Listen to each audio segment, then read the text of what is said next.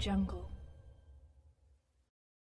Bonjour à toutes, bonjour à tous, très heureux de vous retrouver pour Dingue de Sport de ce 13 juillet 2022 sur la radio qui mouille le maillot, la 91.9.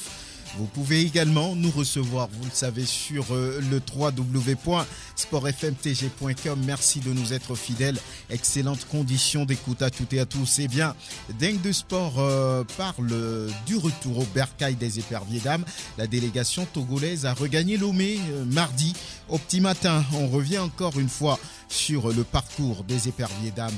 Don de matériel à l'ASCK, les chauffeurs de la COSA ont reçu des maillots offerts par leur ancien coéquipier, à savoir Richard Nan aujourd'hui au Afia Football Club en Guinée, et puis Ouro Agoro Ismaël à Saint-Georges en Éthiopie. Voilà, Dingue de Sport parle aussi du mois Dr Kaolo. Ce sera tout ce mois de juillet. Et puis derrière, il y a un tournoi qui va s'organiser, qui va porter le nom de Trophée Dr Kaolo. On en parle.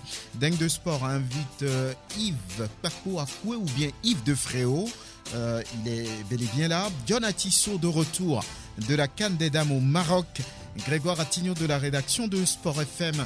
Merci de nous recevoir. Et l'homme à Dovon pour la vidéo. La mise en onde, c'est l'affaire de Théo Ajavon. Je suis Franck Nounyama, bonne arrivée.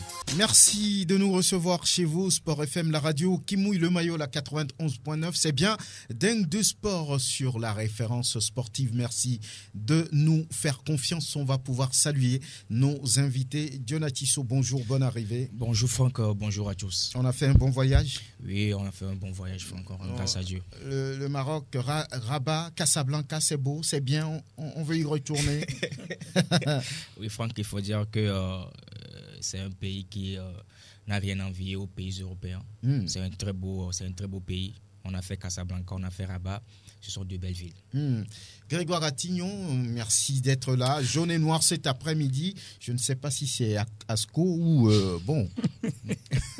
C'est le jaune et noir. Très bien. Bonjour Franck et bonjour à tous ceux qui sont branchés sur Sport FM. Et on est très heureux d'accueillir encore une fois dans ce studio Yves de Fréau. Ça fait un bon bout de temps. Bonjour, bonne arrivée. Vous avez parlé d'un bon bout de temps. Vous savez, quand je dis vous, je l'ai appris, mais je comprends qu'on peut dire tu, entre confrères. Nous sommes des frères. Oui. Et je suis ici avec beaucoup d'émotion parce que ça fait plus de 3 ans même que je n'ai pas touché à la radio, à un micro. Parlant de radio. Voilà, parlant de radio. Je suis là parce que Franck Nounyama a invité Yves de Fréau. Et ça fait plaisir. Et nous deux, on peut bien faire, je pense. Ça doit pouvoir aller. Merci d'honorer, on va dire, de cet engagement. Merci de venir partager ce moment avec nous. C'est votre maison, rien à dire. On va commencer par parler de quelqu'un qui a marqué, qu'on le veuille ou non, le foot togolais. C'est un virtuose. Il y en a qui l'appellent même un mythe. Je parlais de Dr Kaolo, Edmond Apiti alias Dr Kaolo, disparu il y a 50 ans. Voilà, et son club a décidé de lui rendre hommage à travers un mois de juillet dénommé Mois Dr Kaolo. Yves de Fréau, quand on parle de Dr Kaolo, qu'est-ce que ça signifie pour vous en tant que journaliste et en tant que Togolais d'ailleurs? En tant que fils togolais, je voudrais dire que son club, l'Étoile Filante, doit devoir quand même honorer une fois son image. Et c'est ce qu'il est en train de faire à travers Maître Wilson. Et ça me fait vraiment plaisir d'être là pour parler de Kaolo. Je ne dirais pas ici, avec arrogance ou intelligence, que je l'ai connu. Mais j'étais là quand même, quand il était mort.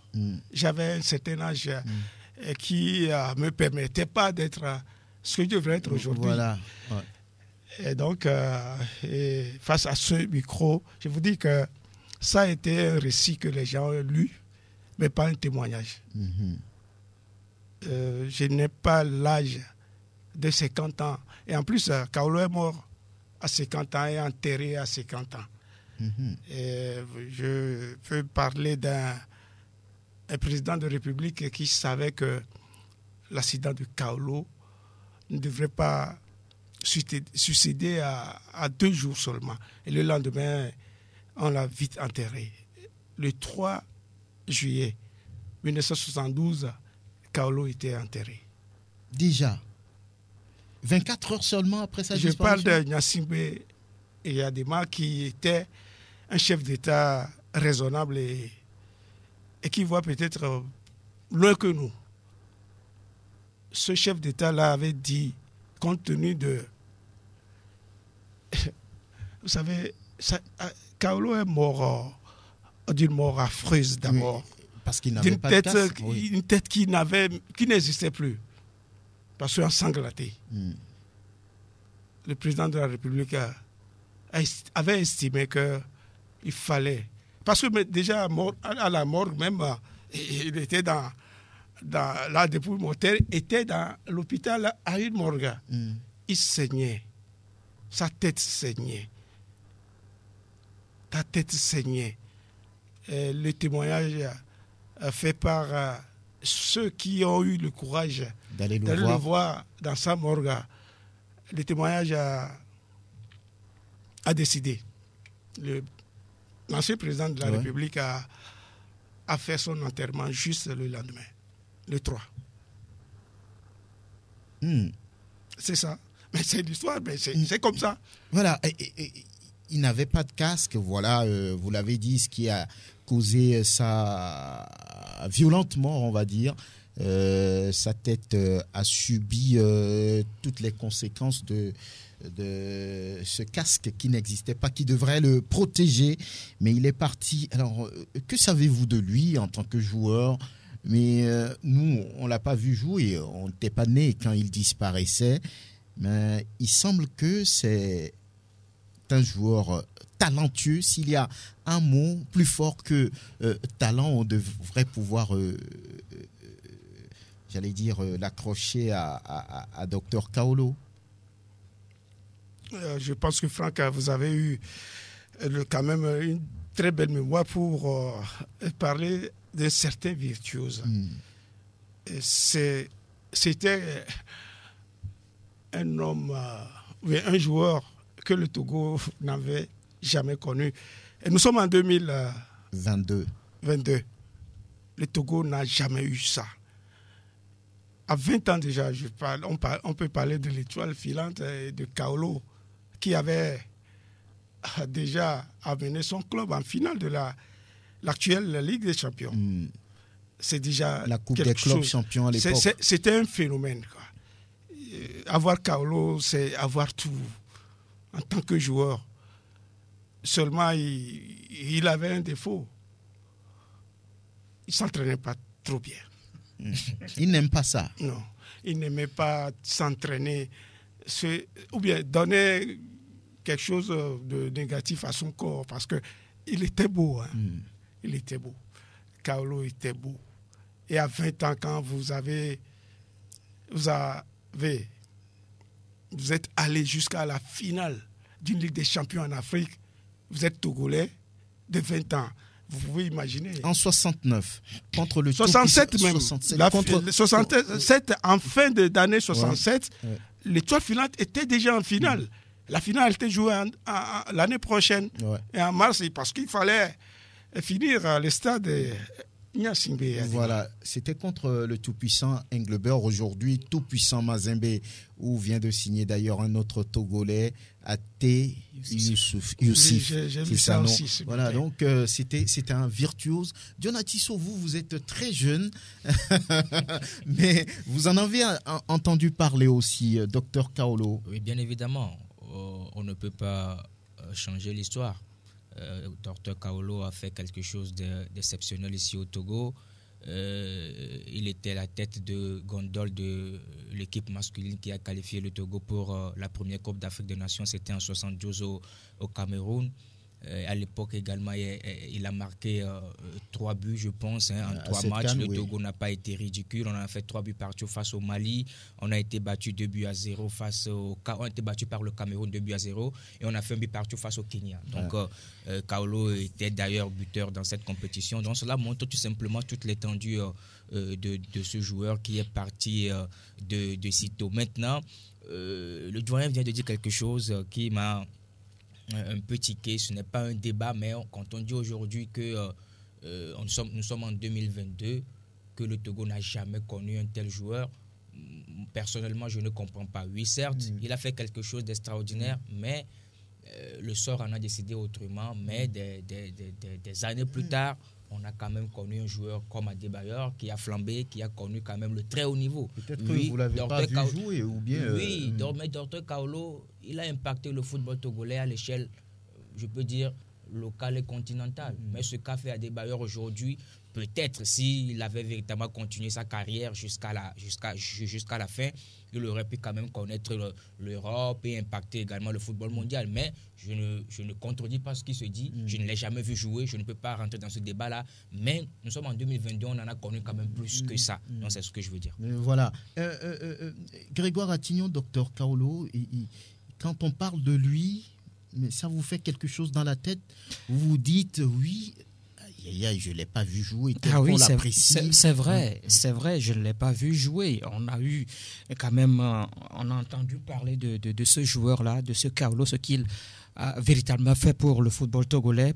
John parlait tout à l'heure de cette CAN de 72 où il a marqué 3 buts à cette Coupe d'Afrique des Nations. Il fait partie de ceux-là qui sont les buteurs donc de cette compétition aujourd'hui. Le seul Togolais qui a d'ailleurs marqué 3 buts à une phase finale de Coupe d'Afrique des Nations, parce que quand on jette un regard sur le palmarès du Togo à la Coupe d'Afrique des Nations, je ne sais pas, peut-être qu'il y a d'autres qui ont marqué 2 buts. Changai Mazameso, paix à son âme. Et je crois qu'il y a également Kader Koubaja également qui a marqué 2 buts donc, à cette Coupe d'Afrique des Nations. En dehors donc de ces joueurs, il n'y a que Kaolo seul qui a marqué 3 buts et qui est donc parti quelques mois justement après cette Coupe d'Afrique des Nations, parce que là, le Togo était revenu de cette CAN et là, le gars sortait donc d'un entraînement ce dimanche matin-là, selon donc ce qu'on nous a dit, et puis finalement, il y a eu cet accident-là et c'est fini, il est parti. Trop jeune d'ailleurs. 25 ans. Voilà, et parce qu'il avait encore à donner donc à ce football-là. Peut-être qu'il allait monnayer son talent donc à l'extérieur, pourquoi pas en Europe. Mais le sort en a décidé autrement. Aujourd'hui, on parle donc de ce joueur 50 ans après, qui est décédé 50 ans après. Vous savez, moi, quand on parle de cette année 72, je crois que c'est au cours de cette même année que le Togo a également perdu l'artiste de la chanson, Bella Bello. Et donc, je me dis que c'était une année noire. Et l'autre, c'était quelques mois plus tard, 4 mois plus tard, novembre. Voilà, et donc je me dis que c'était une année noire pour le Togo, parce que 2 stars togolaises disparaissent donc au cours de cette même année. Je crois qu'en principe, quelque part, on doit véritablement organiser quelque chose de grand pour ces stars-là, parce qu'aujourd'hui, c'est l'étoile filante qui pense à son idole, là, si on peut le dire ainsi, parce que oui, Kaolo représente beaucoup pour cette équipe de l'étoile filante aujourd'hui, qui traîne toujours en deuxième division, parce qu'on aimerait quand même honorer la mémoire de Dr Kaolo en se qualifiant justement pour la première division. Dommage que ce n'est pas arrivé, mais cela n'empêche quand même le bureau d'organiser quand même quelque chose pour ce joueur-là. Félicitations quand même au bureau directeur de l'étoile filante. Pour ajouter très rapidement, moi je pense que quand on prend l'immense talent de Dr Kaolo, ce qu'il a fait, parce qu'il faisait partie des précurseurs qui ont fait rayonner le football togolais à l'international, moi je pense véritablement que il doit avoir son nom rattaché à un grand stade au Togo, pas le stade de Thiévier. Moi, je pense que c'est beaucoup plus réducteur. Aujourd'hui, on a un grand stade qui est le stade de Kégué. On peut quand même on peut donner ce naming-là, le stade Dr Kaolo de Kégué. Donc, pour moi, c'est quand même un plaidoyer que nous faisons. Nous demandons véritablement aux autorités... Une stèle, pourquoi pas, quelque part aussi. Oui, pour véritablement honorer Dr Kaolo par rapport à ce qu'il a fait, ce qu'il a été comme joueur. Yves de Fréau, vous disiez qu'il n'aimait pas les entraînements, mais lorsque qu'il y a match, mais il fait mal. Bon, en fait, je n'ai pas dit ça pour finir cette émission. Oui. Cette émission, quand même, doit passer encore un petit bout de temps. Oui. Et parlant de Kaolo, je voudrais dire qu'en tant qu'humain, par rapport à ce que John a dit, ce n'est pas un débat, mais les jeunes doivent savoir que sur le plan humain même, Kaolo était un homme parce qu'il ne parlait pas. Humainement, il était silencieux dans tout ce qu'il fait. Ce qu'il dit, c'est juste pour demander à un coéquipier de me faire la passe, mais mets-la dans mon pied. Et quand il prend ça, il n'y a personne. Non, il n'y a personne pour prendre le cuir. Il était comme ça, d'ailleurs humain. Je ne peux pas, dans ce studio, comparer Kaolo à Chi Adebayor. Pourquoi? Rien au monde. Pourquoi? Pour rien au monde. Parce qu'il a eu à faire la finale des clubs champions à 20 ans. Je parle de 20 ans. Allez comparer avec les 20 ans de Chi. Vous aurez quoi? Parce que là, il faudrait quand même se dire des vérités. Je suis au studio. Oui, 20 ans, je n'ai pas cette habitude de revenir comme ça sur parler de... Non. Mais est-ce qu'il a eu? Kaolo, je dois vous dire qu'après la Coupe d'Afrique des Nations, Kaolo devrait aller à un club français, Saint-Étienne. Il a refusé. Saint-Étienne, parce que Salif Keita avait joué contre le Togo. Il a su comprendre que ce joueur-là était phénoménal. Et il avait dirigé à Saint-Étienne. Vous savez, vous voulez qu'on parle? Oui, allez-y. De politique? Non, pas de politique. Les politiciens en ce temps ont refusé. Avaient refusé. En 72 ans. Qu'ils partent? Et il est mort. Qu'ils partent? Ils ont refusé. Et il est mort. En 72, je parlais, c'est en 72 qu'on a joué la CAN. Les politiciens avaient bloqué le chemin. Je vous dis que c'était ça en cette époque. Les joueurs qui voulaient partir, c'était toujours avoir face à eux la...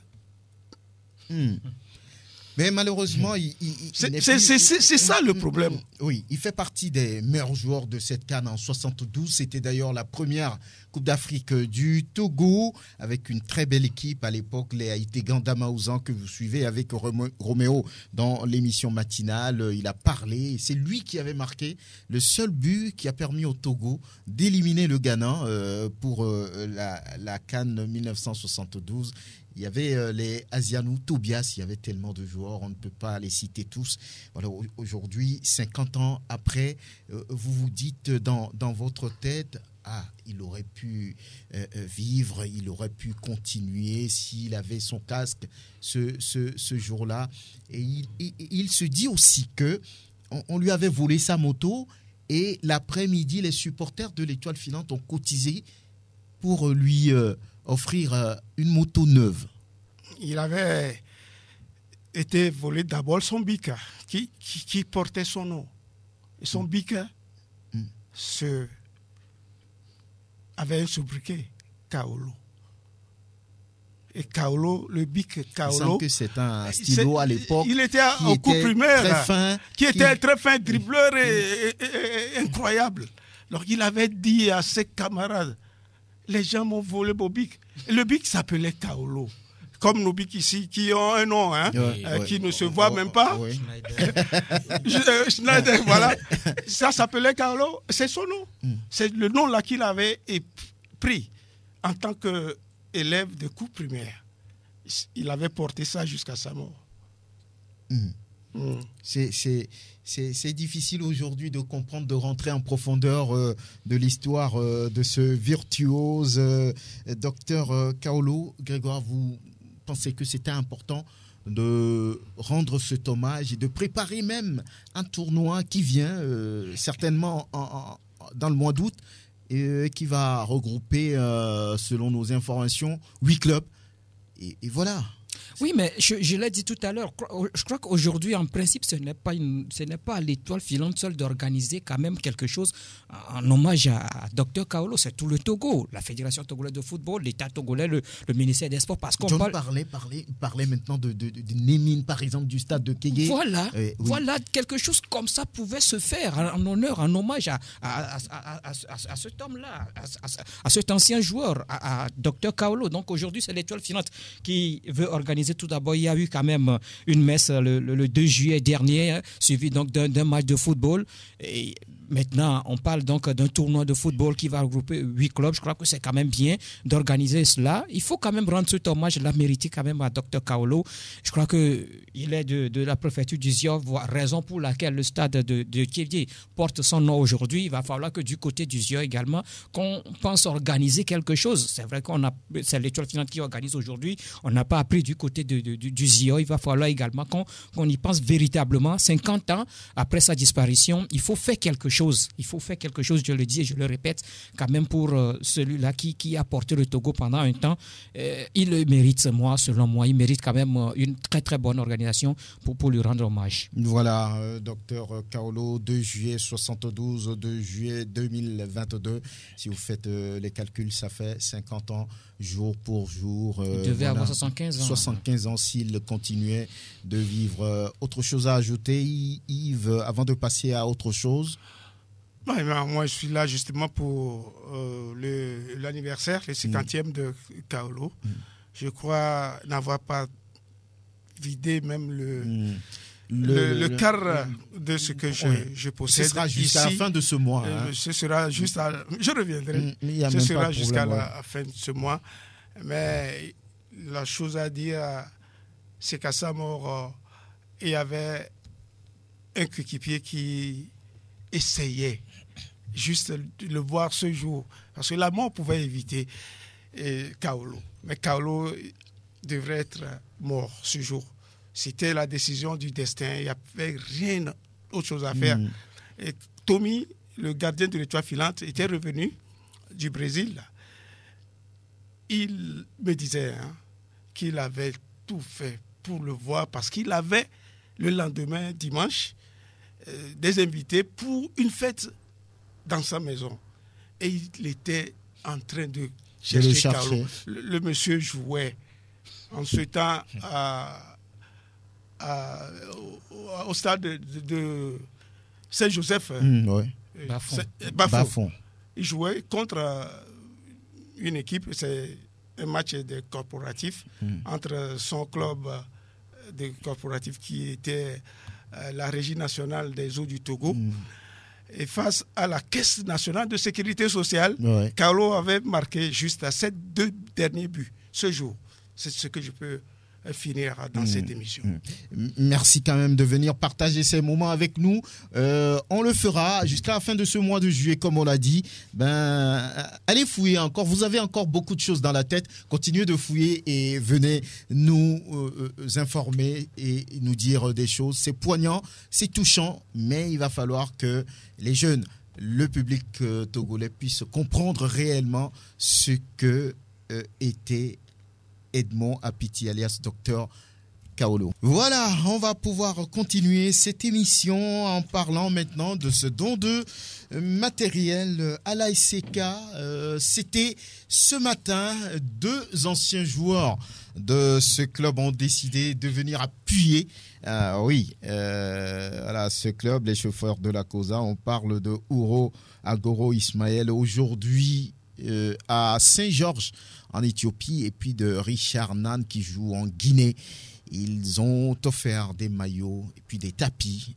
Grégoire, c'est ça? Oui, c'est ce que donc ces 2 joueurs ont offert aujourd'hui à leur ancien club, si on peut le dire ainsi. On sait que Nan Yendouti Richard a passé pratiquement toute sa carrière au Togo au sein de cette formation de l'ASK de la 2e division en première division. Il a été capitaine de cette formation et en première division, ce club Nan a été rejoint par Ouro Agoro Ismaël. Les 2 formaient quand même un duo d'attaque surtout surtout lors de leur dernière saison avec ce club-là dans le championnat togolais où Nan a fini meilleur buteur avec 14 réalisations, suivi de Ouro Agoro Ismaël, 13 buts au cours donc, de cette même saison, vous vous rappelez bien. Et donc ces deux joueurs, la saison suivante, ont quitté donc, ce club. Vous l'avez dit, Ouro Agoro Ismaël se retrouve du côté de l'Éthiopie dans l'équipe de Saint-Georges et que Nan se retrouve du côté de Afia de Conakry. Ils ont fini la saison, donc ils sont rentrés au pays, mais ils ont décidé quand même de soutenir leur ancien club à travers donc, ce matériel sportif. Vous l'avez dit, c'est un jeu de maillot et puis de tapis qui a été remis. Donc, ce matériel a été remis ce matin aux responsables du club de la COSA. Ces deux joueurs ont été représentés par leur parrain, Agoro Ezula, qui a donc remis ce matériel au manager de l'ASK, Jean-Marie Hello. C'était donc au cours d'une cérémonie, une petite cérémonie. Et donc, ce qui a été fait ce matin, je crois que c'est quand même bien. Il faut saluer quand même cette initiative-là, ce geste-là de la part de ces joueurs. Selon le parrain, ce n'est qu'une première partie donc de ce geste, de ces dons. Une autre, en tout cas, d'autres matériels sont encore attendus dans les jours à venir. Sans doute que ces joueurs ont pensé à leur club parce que là, il faut le dire, ce n'est pas que le SK manque de matériel sportif, mais ces joueurs quand même ont voulu être reconnaissants envers leur ancien club et c'est à travers justement ce geste-là. C'était combien? 2 jeux, 3 jeux de maillot? Non, c'est un jeu de maillot. Un jeu de maillot aux couleurs, justement, du club. Non, c'est 2 jeux de maillot, Georges. 2 jeux de maillot. 2 jeux de maillot. Il y a également le bleu et puis le blanc. Le blanc. Et donc, voilà, plus donc, les tapis. Et donc, 2 couleurs de ces tapis-là pour les séances d'entraînement donc, du club de la COSA. Voilà, vice-champion du Togo, la SK a besoin d'être, on va dire, très propre dans son organisation. Et voilà, sur le continent, il ne faut pas aller avec n'importe quoi. C'est ça, il faut être présentable. Voilà, peut-être les anciens joueurs de la SK ont compris ça et sont venus en appui de leur club. On va commencer par écouter celui qui représentait ces deux joueurs, Ezula Goro. Tout simplement, tout ce qui explique ça, c'est la reconnaissance et un merci à ce club-là qui a été la vitrine pour eux, pour qu'ils puissent se montrer sur le continent et aux yeux de tout le monde, pour qu'ils puissent gravir les échelons. Donc c'est tout simplement un geste de reconnaissance envers leur club qui a été leur vitrine à CK. Par rapport donc à ce don, on parle de maillot et puis de tapis. Pourquoi ce choix? Pourquoi ce choix? Bon, parce que tout simplement un match, il faut un maillot pour le jouer. Et à CK, je pense que déjà c'est l'une des équipes qui est très élégante à avoir sur le terrain. Et ce matin, ce n'est pas qu'ils viennent pour habiller ACK, mais c'est juste un don. Et comme c'est une nouvelle marque aussi qui vient d'arriver, Beau Sport, donc ACK a été choisi aussi pour être la première équipe des clubs de première division à porter ce maillot sur le plan national. Voilà, Ezula et Nagoro qui représentaient les deux joueurs au moment d'offrir ces 2 jeux de maillot et ces tapis. Voilà, l'un des encadreurs de cette équipe de la SK, j'allais dire Jean-Marie Hello, était bien présent et il a voulu réagir après avoir reçu ce don. C'est un sentiment de joie. Tout d'abord, nous tenons à remercier, n'est-ce pas, les 2 joueurs, Nan Yendoutien Richard et Ouro Agoro Ismaël, 2 anciens joueurs de l'ASK qui nous ont offert ce don de matériel composé d'un jeu de maillot et des tapis. Ce don va contribuer à améliorer les conditions de travail de nos joueurs. Le bureau exécutif de l'association sportive des chauffeurs de la COSA, par ma voix, remercie les 2 joueurs et leur souhaite bon vent dans leur carrière, que nos prières les accompagnent, qu'ils puissent aller loin dans des grands clubs et pourquoi pas demain revenir avec d'autres matériels encore plus grands que ce que nous avons eu ce matin. Et leur parrain Ezula Agoro n'est pas oublié et il appuie aussi énormément l'équipe de l'ASK. Nous tenons également à lui témoigner toute notre gratitude. Et voilà, Jean-Marie Hello, à l'instant interrogé par Grégoire Attignon. Oui, Jonathan Tissot, oui, du matériel, ben, même si on en a toujours besoin. C'est vrai, parce qu'on on veut être professionnel dans ce que nous faisons. Et pour être professionnel, il faut avoir aussi beaucoup d'équipements sportifs, également beaucoup de matériel pour pouvoir véritablement travailler avec les joueurs. Mais il faut dire qu'en Afrique, il y a quelque chose que nous devons véritablement mettre l'accent dessus. C'est la reconnaissance. Oui. Aujourd'hui, quand je prends l'exemple de Sadio Mané, c'est quelqu'un qui est parti de Bambali, un village de rien du tout pour devenir la star qu'il est devenu aujourd'hui. Oui, il est bon, il est talentueux, mais si aujourd'hui il est là où il est, c'est parce que il est en train de faire quelque chose et tout le monde prie pour qu'il puisse aller loin, pour véritablement offrir encore mieux au village. Parce qu'aujourd'hui, il a doté son village de lycée, d'un hôpital, etc. Bientôt un stade. Et moi, je pense que c'est quand même une bonne chose de la part de Nan, Yendouti Richard et puis Agoro Ismaël, qui sont reconnaissants envers leur ancien club. C'est grâce à la SCK qu'ils sont connus à l'international, parce que c'est grâce à la SCK qu'ils ont fait quand même cette belle saison-là pour aller jouer le CHAN au niveau du Cameroun. Donc c'est une bonne chose. Il va falloir que beaucoup de joueurs togolais puissent emboîter le pas, ce qui n'est pas le cas, hein. Il faut quand même avoir le courage de le dire. Beaucoup de joueurs togolais ne sont pas reconnaissants envers leur ancien club. Ce n'est pas une obligation. Ils ont travaillé pour eux, pour être là où ils sont, mais c'est souhaitable qu'ils puissent faire ce geste-là et imiter ce qu'on fait aujourd'hui Nan et puis Ismaël. Voilà, la reconnaissance, voilà, c'est une qualité. Hein. D'ailleurs, là-bas, Fodo fait un tournoi de reconnaissance. Oui. Il dit, je suis en train de redonner au football ce que le football m'a donné. Voilà, donc il faut être reconnaissant et c'est ce que fait ces deux joueurs. Il semble qu'en Afrique, quand vous donnez, vous recevez, ou bien je ne sais pas si c'est partout. Il y a la bénédiction qui vient. Souvent en Afrique, c'est ce qu'on nous dit. Donc aujourd'hui, je crois que ce geste de la part de ces joueurs, ils le disent, leur parrain l'a dit, ils veulent être reconnaissants envers la SCK. On sait ce que la SCK a fait à ces joueurs, John l'a dit tout à l'heure. C'est vrai qu'ils ont été repérés lors du championnat d'Afrique des Nations, mais il ne faut pas oublier qu'ils appartenaient à un club avant donc de faire partie de l'équipe nationale et que également la SCK a disputé les coupes continentales. Donc justement à travers ces compétitions, on a vu ce que ces deux joueurs ont apporté, surtout lors de leur dernière saison où la SCK marquait beaucoup de buts lors donc de ce championnat et vous voyez les deux meilleurs buteurs de ce championnat à la fin de la saison là, c'était les deux là. Nan avec 14, Agoro avec 13 et 27 buts pour les deux joueurs sans oublier les autres buts marqués par les Tchatakora, Semiou et bien d'autres. Donc aujourd'hui, ils sont reconnaissants envers le club. Je crois que c'est quand même bien. Le manager de l'ACK l'a dit. Leur prière, c'est de voir ces joueurs-là évoluer dans des grands clubs parce que oui, ils méritent quand même d'évoluer dans des grands clubs. Quand on prend aujourd'hui ce que Agoro Ismaël fait avec Saint-Georges d'Éthiopie, ce que également Nan essaie de faire avec le Afia de Conakry, cela ne veut pas dire qu'ils doivent continuer toujours par évoluer en Afrique. Ils doivent quand même chercher à évoluer plus loin dans des grands clubs européens. Ils ont quand même le talent, ils peuvent quand même le faire.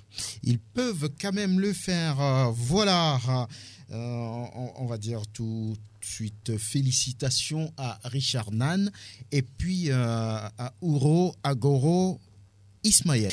Et John Atisson, encore une fois, bonne arrivée. Merci Franck Nouniama. Oui, la CAN se poursuit, mais c'est terminé pour le Togo. Après 3 matchs, 1 nul, 2 défaites, c'était un peu le bilan d'entrée. Vous étiez là-bas à Casablanca et puis à Rabat, très proche de cette sélection. Oui, qu'avez-vous vu? Qu'est-ce qui s'est passé? C'est le manque d'expérience? C'est la découverte d'une compétition ou c'est quoi? Franck, avant de répondre à votre question, il faut féliciter les joueuses. Parce que personnellement, je ne m'attendais pas à ça. Quoi? Oui, par rapport à la prestation, par rapport à la qualité du groupe, par rapport à l'ambiance au sein du groupe. C'est quand même de jeunes joueurs qui rapidement connaissent l'ampleur de la tâche qui leur incombe. Elles savent que c'est quand même tout le peuple togolais qui sont derrière elles et elles ont l'obligation des résultats. Et en même temps, elles se sont mises au travail et on a vu ce que ça a donné. Maintenant, qu'est-ce qui n'a pas marché? Moi, je dirais que il y avait la place parce que quand on fait un bilan de façon globale, la Tunisie était à notre portée.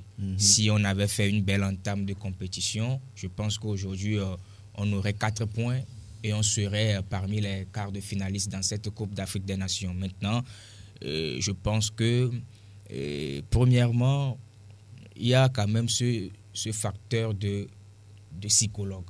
Parce qu'à mon niveau, je pense que s'il y avait un psychologue au sein de l'équipe nationale, ce psychologue-là allait véritablement jouer son rôle. Parce qu'on est en face quand même des joueuses qui n'ont jamais vécu ce genre de telle compétition. Donc, oui. Il va falloir les travailler psychologiquement. Je prends l'exemple de la gardienne Amouklou Lila. Face au Cameroun et face à la Zambie, elle a été irréprochable. Mais cela veut dire qu'elle a découvert au même moment la compétition sans avoir un discours qui pouvait lui permettre la galvaniser. De oui. Donc, moi, je pense que on a manqué quand même de ce psychologue-là dans cette équipe. Le staff technique, je pense que... John, oui. je pense que cette équipe a un psychologue. Vous pensez? Je pense que cette équipe a un psychologue qui n'a pas voyagé. Ce psychologue n'a pas voyagé. Peut-être, oui. Parce qu'il ne fait pas partie du staff. Pourquoi n'a-t-il pas voyagé? Au cours donc, du stage de préparation, ce stage était avec les filles à l'hôtel. Ce psychologue, il était avec les filles. Il était avec les filles à ce stage de préparation. Mais maintenant, au Maroc, ce psychologue n'a pas voyagé. Pourquoi? Parce qu'il ne faisait pas partie du staff technique. Moi, je crois qu'en principe, revenir à la fédération ou encore au ministère de tout faire pour faire voyager mais quand même. Il ne faisait pas partie du staff technique. Comment mais il a été sollicité. Je crois qu'il a été sollicité par le staff. Pour enchérir véritablement, la dernière fois, depuis le Casablanca, je suivais une émission de sport et Angelo disait l'équipe n'a pas de psychologue, mais on a fait voyager certaines personnes qui sont actuellement à Casablanca ou au Maroc, qui sont en tourisme. Rien. C'est la vérité, Franck. Je ne vais pas citer de nom, je ne vais pas rentrer dans ce débat, mais c'est la vérité. L'équipe a besoin de psychologues. Le psychologue n'a pas voyagé avec l'équipe. Mais en même temps, on a des personnes qui voyagent et personnellement, moi, je me demande pourquoi elles sont avec l'équipe. Qui n'avaient aucun rôle à jouer. Qui ne font absolument rien, Franck. Qui ne font absolument rien. C'est qui? Non, je ne vais pas donner de nom. Je ne vais pas donner de nom, Franck. Je ne vais pas donner de nom. Mais ce n'est pas 2, ce n'est pas 3, ce n'est pas 4. C'est 5, voire 6 personnes qui sont autour de l'équipe, qui sont dans la délégation officielle. Donc, moi, je suis allé aux informations. Qu'est-ce que telle personne, qu'est-ce qu'elles font véritablement pour cette mission, On me dit non, je ne sais pas. Donc aujourd'hui, il faut véritablement... Ou bien c'est un groupe de psychologues pour entourer la sélection, pour faire le travail. Peut-être dans la délégation, il y a des promeneurs, on ne sait pas. Il y a des personnes qui sont venues pour le tourisme. Oui, pour le tourisme. Peut-être pour découvrir le Maroc. Parce qu'on est là pour travailler. Moi aussi, je voulais découvrir le Maroc. Pourquoi on ne m'a pas pris? Franck, il y a beaucoup de choses. Outre l'aspect technique et puis le terrain, il y a beaucoup de choses qui se sont passées. Et moi, je me suis dit, nous, on est venus pour travailler et d'autres sont venus pour se promener. Je donne l'exemple. Je ne veux pas rentrer dans tout ça. Vous informez le public. Il faut être... Oui, Franck, je donne l'exemple.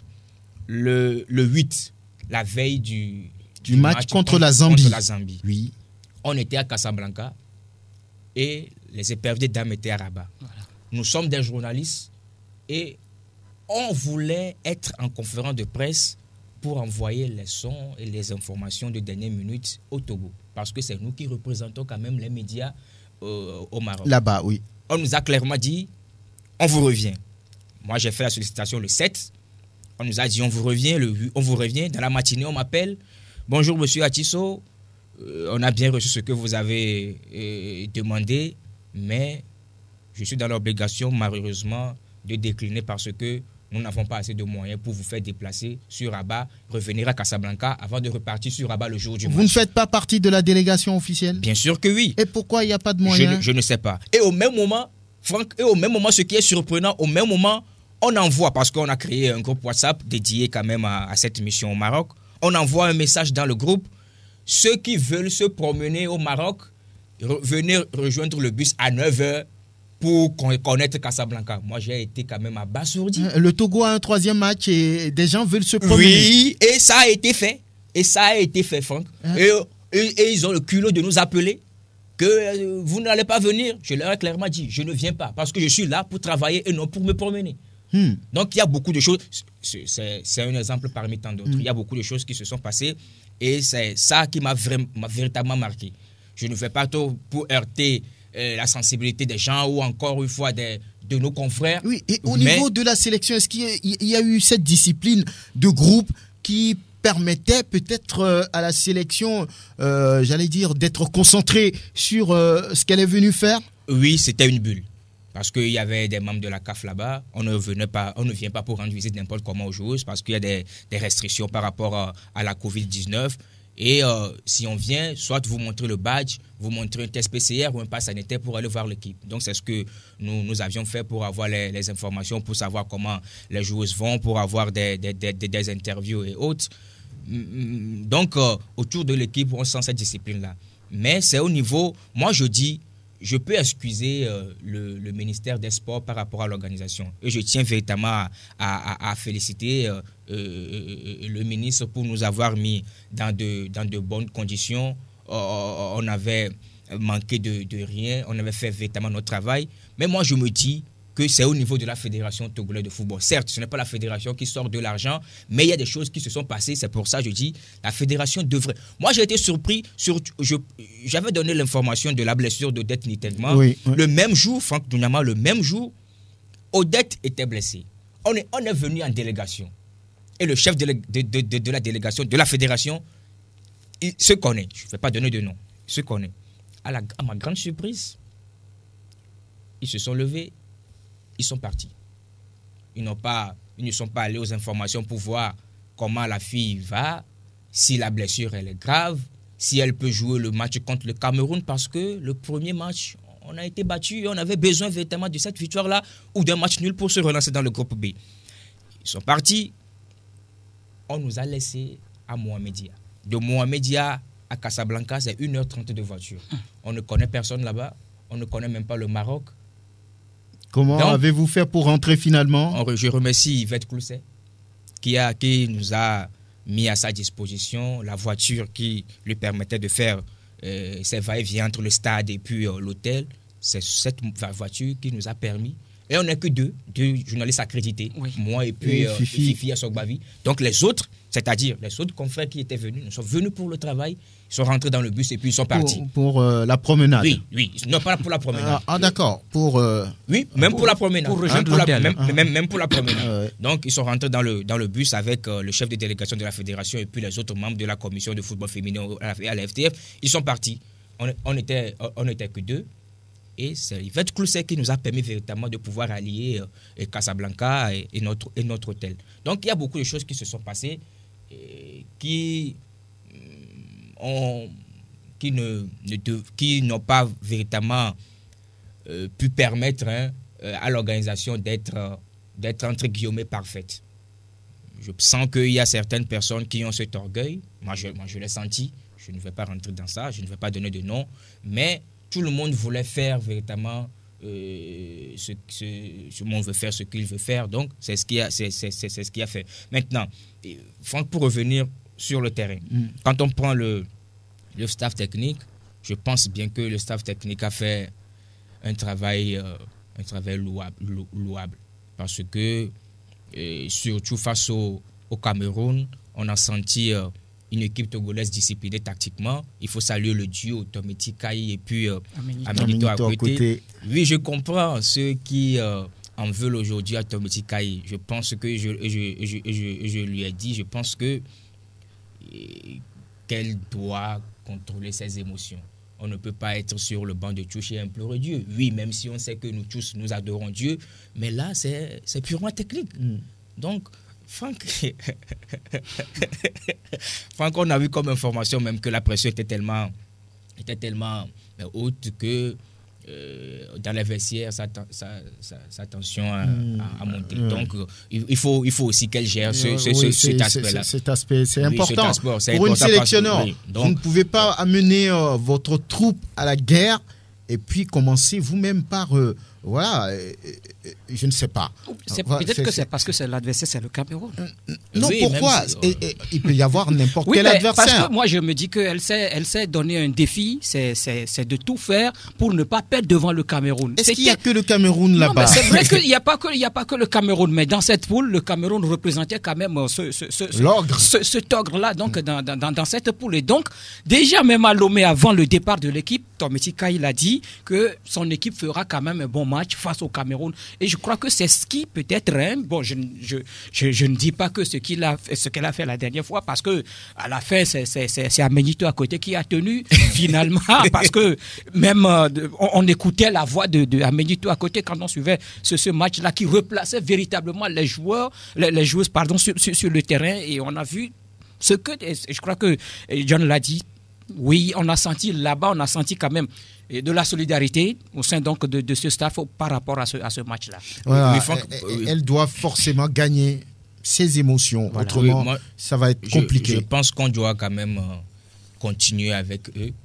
Moi, parce qu'ils ont commencé quelque chose à Minito et puis après Kaito Meti. Après le match raté face à la Tunisie, ce duo a dormi à 1h du matin, à 1h30. C'est-à-dire après le match. Et ils ont revu. Ils faisaient quoi? Oui, ils ont revu le match face à la Tunisie pour savoir les compartiments dans lesquels l'équipe n'a pas véritablement évolué de façon bonne, ce qui n'a pas marché. Et on a vu que cela a donné ses fruits face au Cameroun. On avait le bloc équipe, on montait ensemble. Et maintenant, ce qu'il faudra améliorer, c'est l'animation offensive. On a marqué sur 3 coups de pied arrêtés. Ça veut dire qu'il n'y a pas eu de production de jeu pour aller marquer. Il n'y a pas eu cette liaison entre le milieu de terrain, alors qu'on a quand même Odette Nitingma qui a éclaboussé pour moi de tout son talent cette Katna. Et pour information, elle a été d'ailleurs nominée. Et pour information, elle va quitter Raja Arruda, de même que Njambara Miratou. C'est pour ça qu'elles n'ont pas rejoint. Elles n'ont pas rejoint Lomé avec la délégation officielle. Pour quelle destination? Mais le nom n'a pas été encore dévoilé. Voilà. Peut-être pour la première division. Oui, toujours. Le jour du départ, le nouvel entraîneur de la nouvelle équipe était venu les chercher juste pour aller et faire la signature. Donc, d'ici quelques jours, l'officialisation va être faite. On va connaître quand même le nouveau club de ces 2 jours. Voilà, c'est d'ailleurs l'importance de la participation du Togo à ce genre de compétition.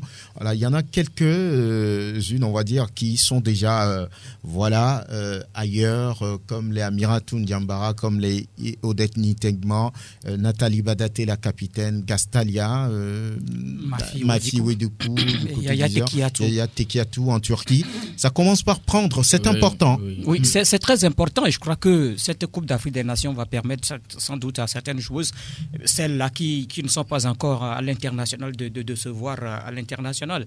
Vous savez, à la fin du match face au Cameroun, la plus petite, si on peut le dire ainsi, du groupe, Sama Koudoukalwa était donc la meilleure joueuse de cette rencontre. Ce match entre le Togo et le Cameroun. On connaît également la qualité, le talent de cette joueuse dans ce championnat-là. Elle l'a prouvé également la dernière fois dans ce match face à cette équipe camerounaise, aux côtés des joueuses comme Guinée ou encore Gérard Chout.